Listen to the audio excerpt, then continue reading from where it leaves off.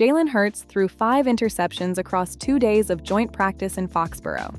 3 on Wednesday, 2 more on Thursday, both of those to the same Patriots cornerback, in the new offense's first extended work against a defense that wasn't its own. Dave Zangaro at NBC Sports Philadelphia charted the damage. Wednesday's 3 included one that went off Dontavion Wicks's hands and one born of a miscommunication with Britton Covey, and Thursday's pair both landed with Marcus Jones.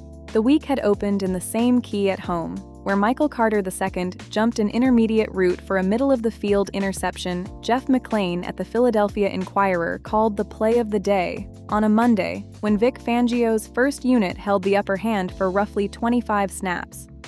The full Thursday ledger is fairer to Hurts than the count alone. He also threw red zone touchdowns to Dallas Goedert and Wicks, hit Will Shipley on a 40-yard wheel route, and drove a clean 2-minute drill, per Zangaro. 5 picks in 3 practices is the number Eagles fans spent the week arguing about. 2 off his own receivers' hands and routes is the asterisk they argued with. The defense had a much better trip. Rick Woolen intercepted a Drake May pass intended for A.J. Brown. The former Eagle spent Wednesday catching 7 balls against Woolen and Quinion Mitchell, per Zangaro, and would have taken it back 99 yards if practices allowed returns. Jalix Hunt forced a Ramondre Stevenson fumble and recovered it.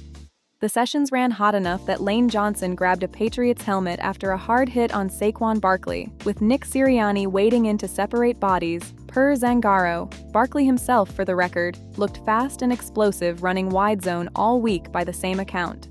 Saturday's game, a 24-21 loss at New England with no Eagles starters playing, may have settled the roster's most watchable battle. Tanner McKee went 16 of 22 for 173 yards and 2 touchdowns without an interception, and Reuben Frank at NBC Sports Philadelphia called him sharp and decisive and wrote that he should be the second quarterback. Andy Dalton went 3 of 10 for 44 yards. He is now 6 of 16 for 64 yards across 2 games, and Frank's assessment was that Dalton has looked all of his 38 years. Around the quarterbacks, the fines kept coming.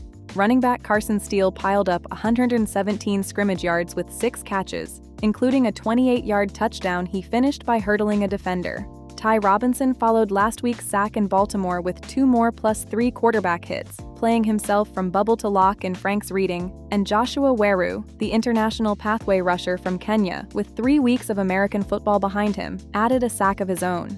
Jeremiah Trotter Jr., last week's defensive star against the Ravens, opened this one with a 4-yard sack of Tommy DeVito, and Camp Darling receiver Darius Cooper answered last week's drops with a string of catches from Dalton, including 3rd and 4th down conversions, per Dave Spadaro's in-game coverage at the team's website. Frank also graded Sean Mannion's play calling a clear week-over-week improvement, with 4 drives of 50-plus yards. The night's scare came on the opening kickoff, when running back Jaquindon Jackson left in an ambulance. Spadaro relayed during the game that Jackson had strength and movement in all extremities, and Frank reported he flew home with the team. The health file moved in both directions. The good direction.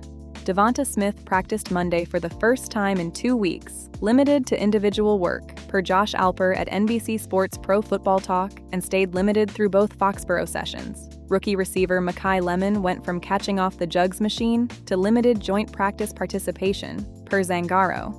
And both starting corners, Quinion Mitchell and Cooper DeJean, returned to full work Monday. The bad direction is one sentence with a lot in it. Fangio said he is concerned Jonathan Greenard, the offseason's marquee edge addition, still on the physically unable to perform list with a pectoral injury and still without a camp practice, will miss the start of the regular season, per Alper. A harder line than the couple weeks the coordinator gave a week earlier. Jacorian Bennett's knee kept him out all week, and Tank Bigsby's toe and Grant Calcaterra's back are new entries. Back in July, we previewed Philadelphia as the one team in its division whose profile pointed down.